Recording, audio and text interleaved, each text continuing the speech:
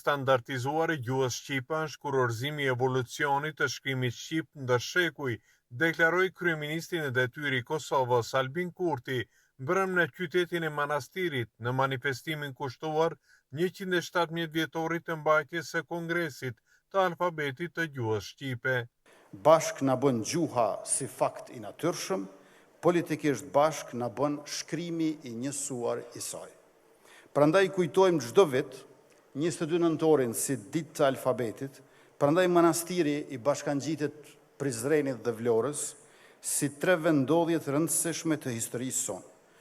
Zëvendës kryeministri i Maqedonisë së Veriut Arben Fetaj në fjalën e tij tha se gjuha shqipe është një pasuri që na ka mbajtur të bashkuar në çdo periudhë të historisë sonë.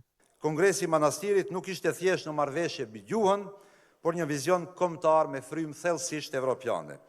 Delegatët e 1908-s nuk erdhën këtu të kremtonin, por të ndërtonin themele që koha s'do i lëkunte kurrë.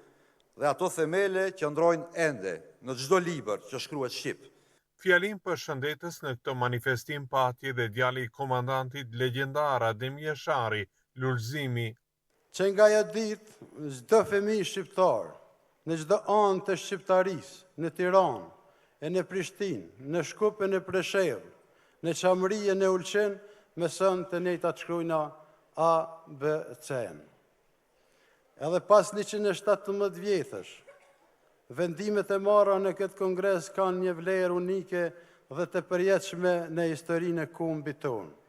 Kongresi për unifikimin e alfabetit shqip u zhvillua prej 14 deri më 22 nëntor të vitit 1908, me voto unanime Kongresi vendosi të lihet më një anë alfabeti i Stambollit dhe që gjuha shqipe të shkruhet vetëm me alfabetin latin me 36 shkronja, të cilën e përdorim edhe sot.